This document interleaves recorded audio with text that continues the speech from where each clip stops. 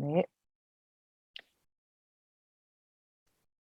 네, 오늘 타이틀은요, 누구도 배제하지 않는 수기공론화장 중심의 의사결정 구조라고 하는 부분에 좀 더 초점 맞춰가지고 제가 SDG 이야기를 풀어가 보도록 해보겠습니다.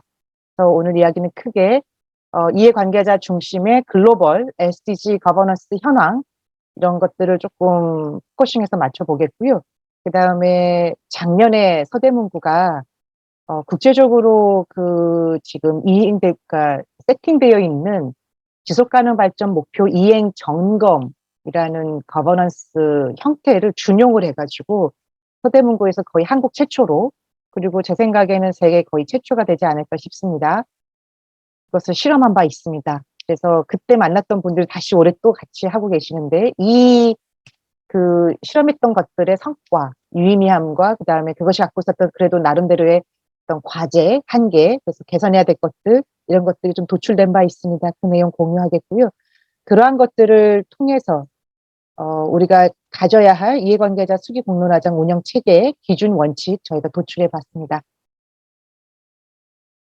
일단은 50% 여기 참석하신 분들 중에 한 50% 정도는 지속가능 발전 목표 작년 거버넌스에 참여하지 않으셨고, 그다음에 잘 모르시는 분들도 있다라고 하셔가지고 가볍게 제가 지속가능 발전 교육, 그다음에 유엔이 2015년도에 채택했던 지속가능 발전 2030 의제가 있습니다. 2030년까지 우리가 달성해야 될 17개 목표를 얘기하는데, 이 내용에 대한 것들 간단하게 말씀드리고, 그것들을 어떻게 이행하고 달성시켜 나갈 것인지, 이제 이행 점검 거버넌스 시스템이 필요하잖아요. 그 체계를 국제 차원에서 어떻게 깔아서 진행하고 있는지, 그리고 그것이 던져주는 시사점 무엇인지 얘기 드리도록 하겠습니다.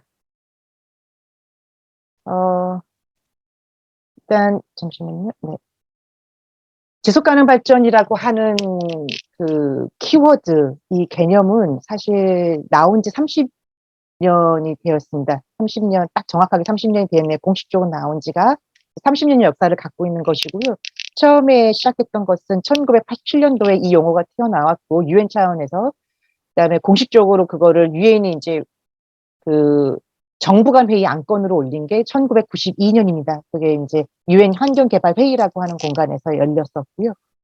그리고 한 20여 년이 흘러서 2015년도에 이것들을 다시 리바이벌 하기 위해서, 예, 지속가능 발전 2030 의제, 2030년까지 우리가 모두 다 같이 달성해야 할 목표를 채택하는 그 시점이 옵니다. 17개 목표를 채택해서 유엔 총회 차원에서 이거를 결의를 하게 되었습니다. 그래서 지금 현재 유엔에서 메인으로 다루고 있는 주제가 되었고요. 유엔의 이걸 담당하는 그룹이 유엔 경제사회 이사회라고 하는 기구입니다. 거기가 우리나라 국가 정도 수준의 거버넌스를 본다면 국무회의, 그러니까 국무총리가 직접 주관하는 국무회의 수준에서 이것들을 직접 총괄하고 있습니다. 그런 시스템으로 해서 이거를 이렇게 품격시켜서 유엔이 메인을 잡아가고 있고, 2015년도 이 채택 이후에 사실상 유엔의 각종 모든 국제회의를 가보면 모든 내용들이 유엔 SDG 목표를 얼마만큼 달성했니? 그리고 우리가 앞으로 이거 어떻게 달성하고 해야만 하는 겁니까? 라고 하는 것을 중심으로 수렴이 되고 있습니다. 그리고 매 4년마다 이것들을 종합적으로 검토하고 다시 이제 재수립하는, 조정하는, 이행점검 체계를 조정하는 이런 논의를 하는데, 이게 바로 SDG 정상회의라고 하는 구조입니다. 그래서 2019년도에 처음 가졌었고, 그 다음에 2023년 내년도에 또 두 번째 정상회의를 가질 예정에 있습니다. 그리고 2020년에는 2019년도 제1차 SDG 정상회의가 끝나고 나서 모두가 다 아직도 많은 사람들이 이제 많은 국가들이 거버넌스 이행 체계를 점검하고 그거를 개혁하는 단계에 있었기 때문에 액션이 아직 안 되고 있었어요. 많은 나라가. 근데 이제 10년밖에 안 남았는데 더 큰일 났다. 빨리 하자. 그래서 2020년에 UN SDG 행동 10년을 선언하는 이런 맥락들이 있습니다. 한국은 2016년도에 한번 국가 차원에서 유엔과 이런 내용들을 공유한 바 있었고요. 지속가능 발전이라고 하는 도대체 개념이 뭡니까? 라고 하면 이거는 공식적으로 유엔이 정의한 정의 문구입니다. 혹시 우리 선생님들 중에 작년에 함께 참여해 주셨던 분이 계시는데요. 제가 저 대신에 한번 이걸 읽어봐 줄 홍점덕 선생님. 오랜만에 만나 뵙습니다. 선생님, 여기 그 지속 가능 발전 개념 정의 있잖아요. 요거 읽어 주실 수 있을까요? 노란색으로 되어 있는 부분을 저 대신에. 선생님, 마이크 음소거 해제해 주시고, 예. 제가 감기가 걸려서 잘 못 읽어요. 아, 안 되시나요? 감기예요, 감기. 아, 네. 그럼 다른 분을 제가 요청할까요? 네. 네. 알겠습니다. 제가 그러면, 읽어볼게요. 너무 감사합니다. 네. 네. 미래 세대의 필요를 충족시킬 능력을 저해하지 않으면서 현 세대의 필요를 충족하는 발전. 너무 감사합니다. 선생님, 요 문장 읽고 나서 딱 기억에 남는 단어가 있을까요? 저해하지 않으면서. 저해하지 않으면서, 이유가 있으세요? 미래 세대의 필요를 충족시킬 능력을. 그러니까 앞으로의 그 세대는 뭐 넓은 의미의 그 여러 가지를 포함을 하겠는데요. 네. 미래 세대가 요구하는 것들을 저해하지 않으면서 이게 그러니까 미래 세대를 이렇게 막는 거, 미래 세대의 어떤 꿈 이런 거를 펼치는데 방해가 되지 않는 이런 거. 예. 맞습니다. 아무튼 그냥 제 느낌대로 그냥 얘기했어요. 아닙니다. 너무 감사합니다. 저희가 이 문장이 사실은 국가 간의 외교 그 협상을 통해서 나온 문장이라 되게 약간 관념적이고 아리송합니다. 명쾌하지 않고. 그래서 직관적으로 이렇게 확 와닿지가 않는다라고 하는 사람들이 많았는데, 우리 선생님 성함이 어떻게 되세요? 선생님, 제가 지금 성함. 저는 장애분과 대표 박정순입니다. 반갑습니다, 선생님. 우리 장정수 선생님께서. 박정순이요. 박정순 선생님. 제가 정순 박으로 나와 있어가지고. 그렇구나. 바꿔서 이름을. 네, 반갑습니다. 우리 박정순 선생님께서 저해하지 않는다라고 얘기해 주셨던 얘기를 들으니까 이 문장이 결코 그렇게까지 관념적이지는 않구나라는 생각이 듭니다. 우리 박정순 선생님께서 얘기해 주셨던 미래 세대가 피해를 입지 않도록 우리가 좀 조심하게 이 세대가 뭔가를 해야 된다라고 하는 맥락으로 읽혔다라고 해주신 분이 정확하게 이 문장의 취지가 맞습니다. 그래서 저희가 이제 여기서 담고 있는 내용들을 보면 세대 간 형평성이라고 저희가 키워드를 뽑아내는데, 이게 아까 박정순 선생님께서 말씀하셨던 미래 세대와 현 세대 간의 균형. 그러니까 우리가 지금 너무 많이 쓰면 미래 세대가 아무것도 가져갈 수가 없으니까 이런 얘기를 하고 있는 거고요. 그 전에는 그런 세대 간 형평성 이런 고민을 하지 않았었거든요. 빈부격차 막 이렇게 그런 얘기들만 많이 있었지, 지역 간 격차 이런 것들만 얘기했었지. 그리고 미래 세대하고 현 세대 간의 시간 개념에서의 형평성은 저희가 얘기한 바가 없었죠. 그게 지금 지속 가능 발전이 담고 있는 큰 이제 키워드 중에 하나이고요. 미래 세대의 필요를 저해하지 않으려면 생태적 지탱 가능성을 우리가 확보해야 된다라고 하는 내용이 거기 들어가 있고, 그러려면 우리의 지금 경제 시스템이 자원 순환을 할 수 있는 경제 시스템으로 바꿔줘야 된다. 그리고 이런 것들을 조정하기 위해서는 친환경적인 정치 작용이 필요하잖아요. 그래서 이러한 4가지 키워드 내용들을 사실상 지속 가능 발전 개념이 담고 있다라고 생각해 주시면 되겠습니다. 이런 내용들을 사실은 그 아시아 태평양 시민사회 그룹들이 굉장히 구체적인 사례를 들어가지고 개념을 설명해 준 게 있습니다. 제가 요거를 선생님들과 비디오로 같이 나누면서 그거를 해보도록 하겠습니다. 한 6분 30초 정도에.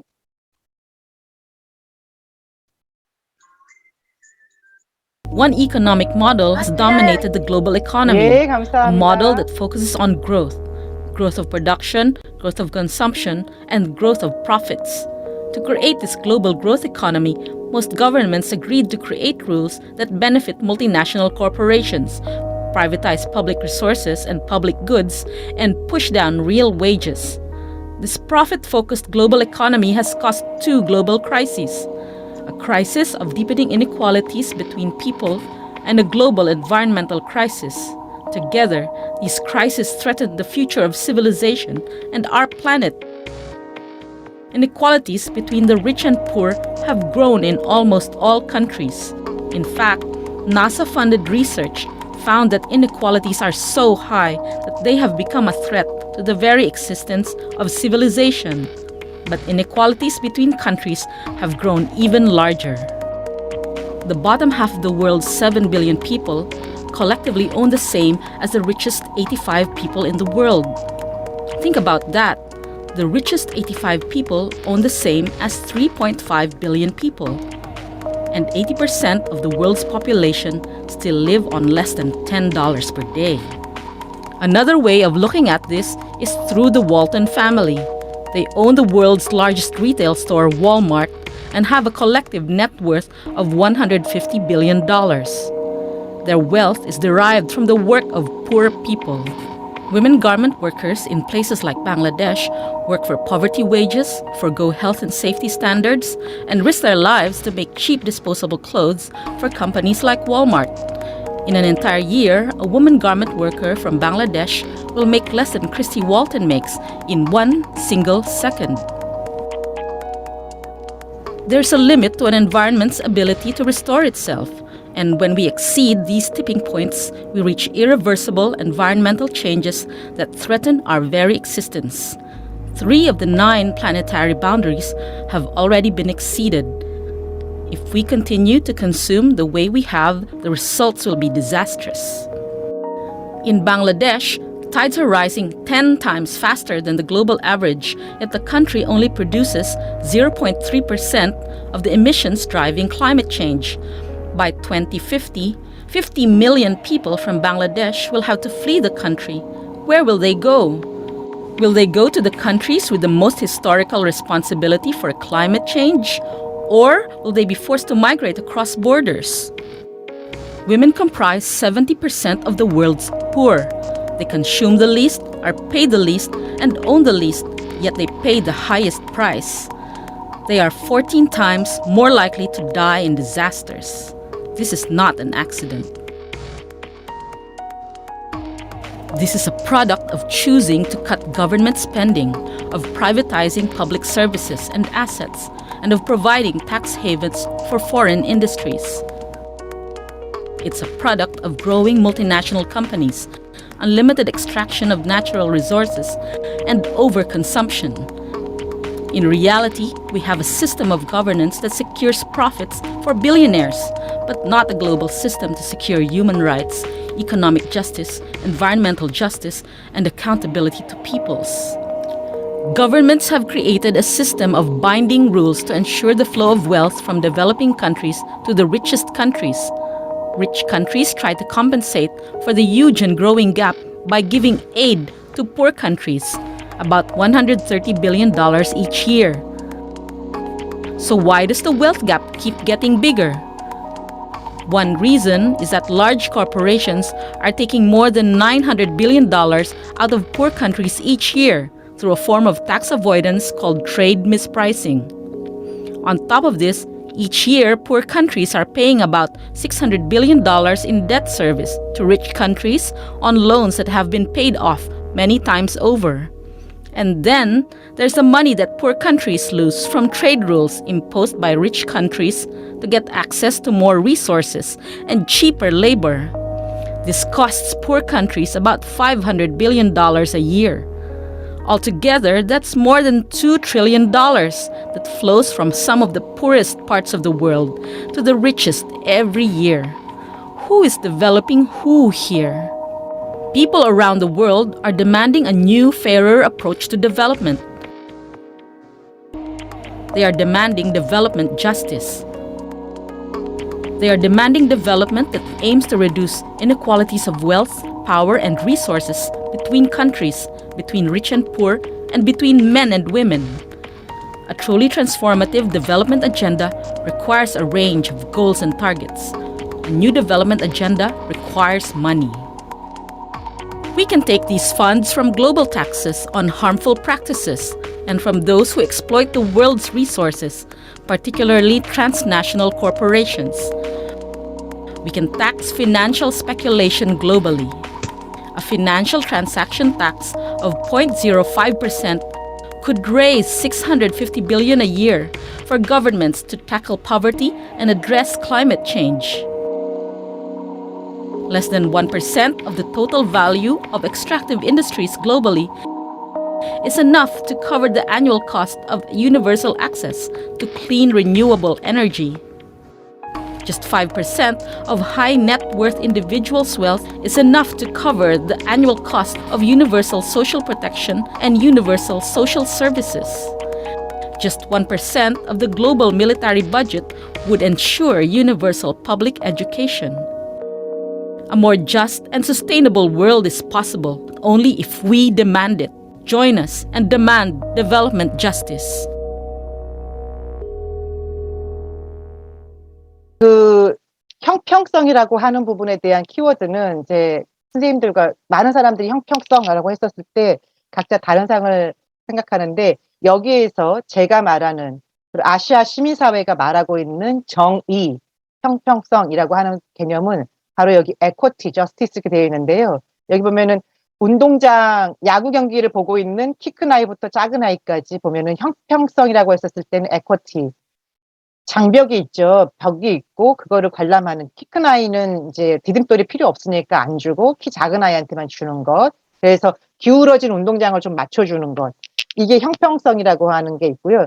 저희가 말하는 정의로운 발전으로 가는 길에서 정의라고 했었을 때는 아예 이 벽, 장벽조차 없애는 것까지를 상정을 하고 있는 개념이다라고 이해해 주시면 좋겠습니다. 그러니까 발전 정의 할 때, 그리고 지속 가능 발전할 때 그 얘기는 우리의 방향은 이렇게 있다. 에쿼티와 저스티스라고 하는 부분이다라고 이해해 주시면 좋겠고요. 그래서 아까 그 영상에서 봤던 것처럼 경제, 사회, 환경, 그리고 제도 이런 것들 다 문제가 있다 보니까 2015년도에 채택한 지속 가능 발전 목표가 총 17개로 구분되는데요. 17개, 물론 17개 안에 또 169개 세부 목표가 다 딸려 있습니다. 그리고 이것들을 이행 점검하기 위해서 각 세부 목표별로 지표들을 다 배치했는데 최소 1개 이상씩 해서 243개의 지표가 있어요. 이 목표들은 크게 사회, 경제, 환경, 그리고 제도 및 이행 수단까지 아우르고 있는 내용이 있다. 여기 총 17개 정도는 한번 우리 선생님들과 함께 잠깐 키워드만이라도 나눠보고 싶은데요. 제가 처음 이름을 뵙는 것 같습니다. 전부기 선생님, 혹시 마이크에 켜시고 이거 한번 좀 읽어봐 주실 수 있을까요? 17개 목표의 키워드들. 전부기 선생님. 네. 네, 안녕하세요. 1번부터 17번까지, 예. 예, 1번. 1번 빈곤 퇴치, 2. 식량 농업, 3. 보건 의료, 4. 교육, 5. 성평등, 6. 물위생, 7. 에너지, 8. 경제노동, 9. 산업 인프라, 10. 불평등, 11. 도시개발, 12. 순환경제, 13. 기후변화, 14. 해양생태계, 15. 육상생태계, 16. 제도행정, 17. 이행수단. 네. 너무 감사합니다. 우리 전부기 선생님은 혹시 여기 쭉 17개를 낭독해 주셨는데 개인적으로 관심 있는 분야가 있으세요? 목표가? 이게 가장 시급해 보인다. 이렇게. 저는 이제 그 기후 변화에 좀 관심을 많이 가지고 있습니다. 온실가스 저감에 관련해 가지고. 네네. 네네. 지구가 위기에 빠져 있으니까요. 네, 너무 감사합니다. 이렇게 해서 사실 여기 키워드를 함께 들으셨겠지만 오랜 전부터 사실상 우리가 계속 이렇게 얘기해왔던 문제라고 생각해왔던 것들, 가장 최근이 이제 환경 중심의 이야기들 많이 이제 등장하고 있는데 이런 키워드들이 전부 다 한꺼번에 녹아져 있구나라고 하는 거를 이해하실 수 있을 것 같습니다. 간단하게 국제 동향을 보시면 2030년까지 각 목표 17개 목표별 달성 전망을 사실은 이제 2019년도에 전 세계적으로 유명하신 우리 과학자분들께서 데이터를 기준으로 아까 243개의 지표가 있다고 말씀드렸잖아요. 그런 것들을 다 이제 보신 거예요. 그리고 나서 도대체 우리가 이 17개 목표 설정해 놨는데 2030년까지 이걸 달성할 수 있을까라고 이제 2019년도에 첫 번째로 점검을 했더니 대부분이 사실은 달성 자체가 어렵다라고 봤고 그나마 조금 달성 가능성이 좀 있어 보이는 것이 식량 농업하고 교육 부분이다. 초록색으로 되어 있는 부분이 있고요. 그 다음에 이제 그 황색으로 되어 있는 부분들은 점점 빨간 저기 뭐죠? 그 주황색으로 되어 있는 부분은 거의 굉장히 오히려 거꾸로 가고 있는 황색은 그나마 그 방향으로 가고 있긴 한데 너무 지지부진하다 이런 뜻이고요. 주황색으로 되어 있는 부분은 오히려 거꾸로 가고 있다. 지금 열심히 가기도 바빠 죽겠는데 거꾸로 역행하고 있다는 뜻인데 그게 바로 제가 아까 식량 농업이고 근데 불평등 감소 부분이고 자원순환, 기후변화, 해양 및 육상 생태계 부분이다. 제가 아까 제대로 그나마 가고 있다라고 했던 부분, 골 3번은 보건의료였습니다. 네, 죄송합니다. 그래서 지금 전 세계적으로 이 식량 농업, 식량 위기, 그래서 이런 얘기 나오고, 그 다음에 이제 불평등, 사회불평등 심화, 이런 얘기를 많이 들어보셨죠? 그리고 환경 위기 심화, 그게 자원순환 잘 안 되고 있고, 기후변화 역시 더 악화되고 있고, 해양하고 육상 생태계 보호 보전 활동들에 대해서 계속 뒷전으로 밀리고 있다. 이런 현황들이 이미 2019년도에 한 차례 저희 점검한 바 있었고 올해 2022년도에 아태 차원에서 점검하는 시간이 있었는데 또 이거 유엔에서는 매년 이거를 지표 데이터들을 점검하는 회의를 갖거든요. 그래서 공유를 보고서도 내고 회의를 하는데 올해 보고서에 따르면 아시아 태평양 지역 같은 경우에는 그나마 에너지 산업 인프라는 이제 가고 있어요. 그래서 2030년까지의 타겟을 보면은 17개 목표가 전부 다 절반도에 못 미칠 것 같은데 달성률이. 그러나 그 와중에도 그나마 조금 진전을 이루고 있다라고 하는 게 에너지 분야하고 산업 인프라 분야이고, 자원순환 경제 쪽하고 기후변화는 오히려 거꾸로 가고 있는 것으로 나타났습니다. 여기는 한국도 사실상 이 흐름에 크게 다르지 않다. 노란색으로 되어 있는 부분, 성평등, 그다음에 해양생태계 제도 행정 부분은 데이터 자체가 부족해가지고 사실상 이행이 제대로 되고 있는지 이런 것들을 판단하기 어려운 상황이다라고 이해해 주시면 돼요. 이게 지금 현재 아태 지역의 이행 현황, 유엔이 파악하고 있는 공식적인 흐름입니다. 이 정도 흐름이 있다. 그렇다고 하면 이런 것들 도대체 어떻게 유엔은 점검을 하고 있는지, 이런 보고서는 도대체 무슨 시스템에 의해서 누가 내고 있는지, 이게 지금 유엔이 세팅을 했는데요. 유엔은 이러한 17개 목표들을 정기적으로 이행 점검을 해야 많은 사람들이 경각심을 갖고 우리 열심히 해야겠구나라고 할 수 있는 거잖아요. 그게 비단 정부만 알아서는 안 되는 거잖아요. 시민들이 모두 다 인식이 되고 각성이 되어야 정부가 이런 것들을 해야 됩니다라고 얘기했을 때 우리 적극적으로 참여하고 지지할 수 있는 거잖아요. 그래서 유엔은 이러한 판들을 정기적으로 좀 자주 깔아야겠다. 누가 참여하는? 정부만이 아니라 다양한 이해관계자들이 참여할 수 있는, 그것을 우리는 수기공론화장, 누가 참여하는? 이해관계자들 참여해서 이해관계자 참여 수기공론화장을 깔자. 그것이 바로 글로벌 차원에서는 고위급 정치 포럼이라고 부르고 있고요. 대륙별 차원, 그래서 아시아 태평양 지역 같은 경우에는 아시아 태평양 지속가능 발전 포럼. 그리고 이제 아시아 태평양 지역이 너무 넓으니까 소지역으로 또 세분화했습니다. 그래서 우리가 속해 있는 지역은 동북아시아 지역 해가지고 한국, 중국, 일본, 러시아, 그 다음에 북한, 그리고 몽골, 한국, 중국, 일본, 한중일, 몽골, 러시아, 북한 6개국이 이 동북아 지역에 포함되어 있습니다. 그래서 이게 언제 열리느냐? 매년 열리는데 고위급 정치 포럼은 매년 7월. 둘째 주부터 셋째 주까지. 그리고 아시아 태평양 포럼은 3월 마지막 주. 동북아 포럼은 10월 중순 또는 말 요렇게 열립니다. 그래서 거의 고정으로 딱 잡혀 있어요. 그래서 이해관계자들이 매년 언제쯤 이것이 이행 점검하는 이러한 현황들을 공유하는 장이 열리고 거기에 나도 갈 수 있구나, 이야기할 수 있구나 라고 하는 거를 미리 다 알 수 있게 준비할 수 있게 이렇게 세팅해 놓는 게 바로 지금 현재 유엔의 이행 점검 체계입니다. 그리고 아까 이해관계자들이 참여한다라고 돼 있는데 그 이해관계자들 도대체 구체적으로 누구냐? 아까 왜 지속가능 발전 목표에 이행 대원칙이 있습니다. 이 지속가능 발전 목표를 실천하고 달성할 때 그 달성의 결과물, 혜택들, 또 실천의 참여 주체 누구도 배제하지 않아야 된다 이렇게 되어 있거든요. 대원칙입니다. 누구도 배제하지 않는다. 그러려면은 이제 도대체 누가 누구냐 이걸 알아야 되잖아요.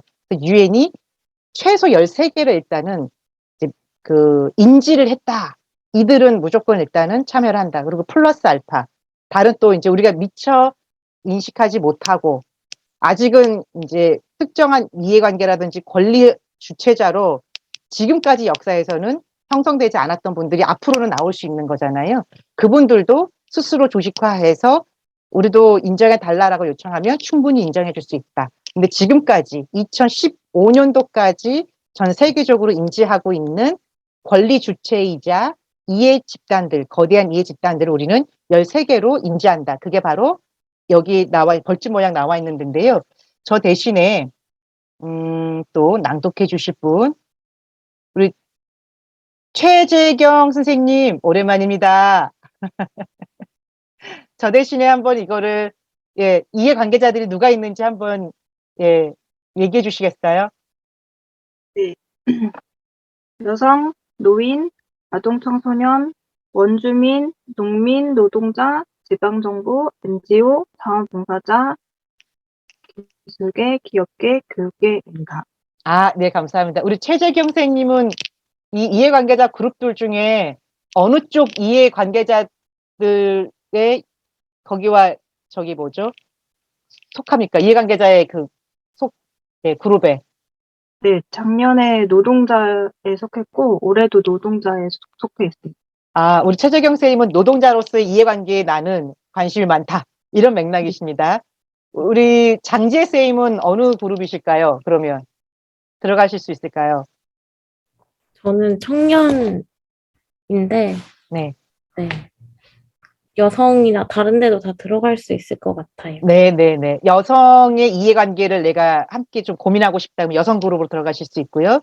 그 다음에 우리 김미중 팀장님은 어디에 들어가실까요?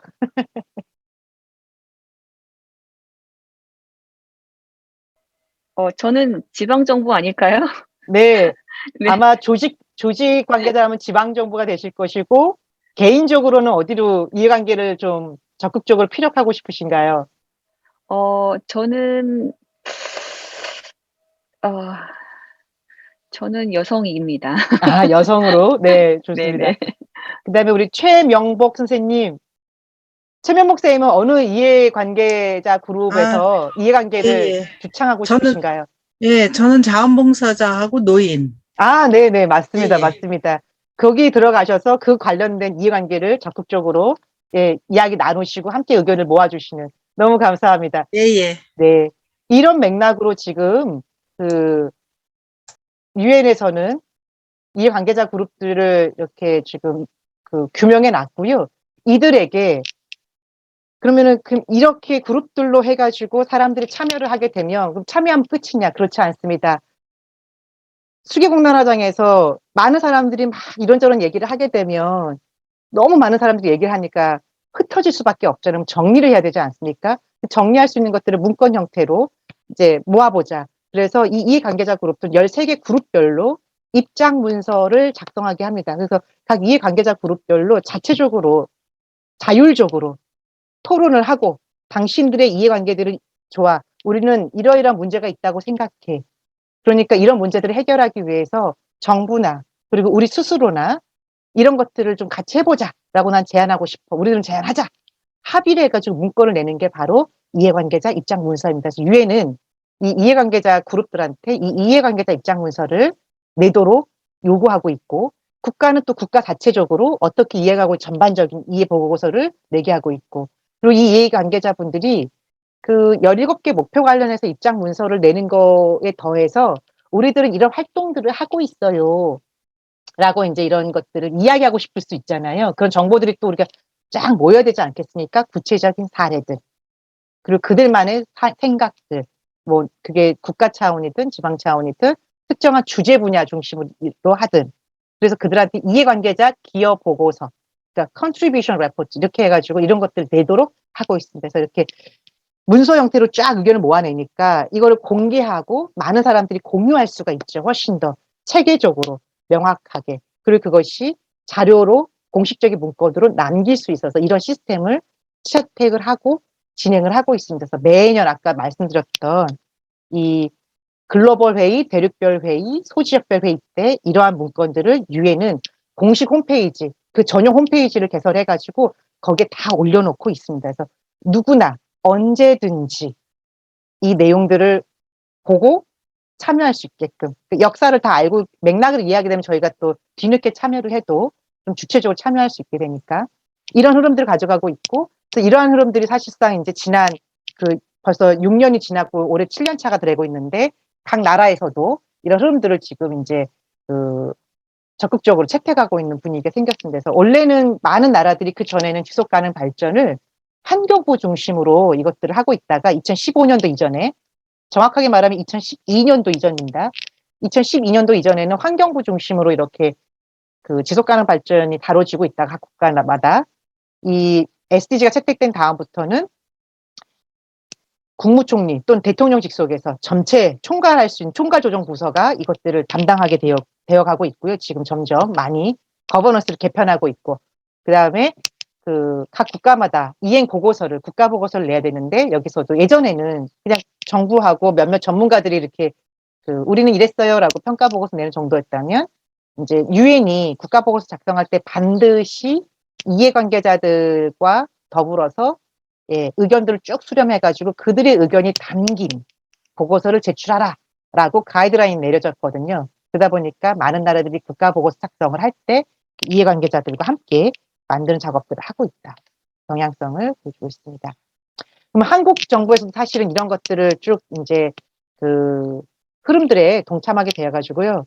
물론 이제 한국 정부가 자발적으로 동참한 건 아니고 국제적인 흐름이 있었고, 그 SDG 시민넷을 비롯해서 지속가능발전 협의회라고 지방 차원에서, 지방정부 차원에서 이 지속가능발전을 하기 위한 협치 운동이 상당히 20여 년 동안 지속된 게 있었습니다. 그래서 그 그룹들이 같이 열심히 이제 한국 정부한테 이러한 흐름들을 얘기를 해가지고 드디어 마침내 작년 2021년 12월 달에 지속가능발전 거버넌스를 개혁하는 법 제도가 개편이 되었습니다. 그래서 기존에는 우리나라에서도 환경부 중심으로 이게 거버넌스가 뿌려져 있었는데 지금 이제 새로운 법에 의해서 올해 7월부터 시행될 예정입니다.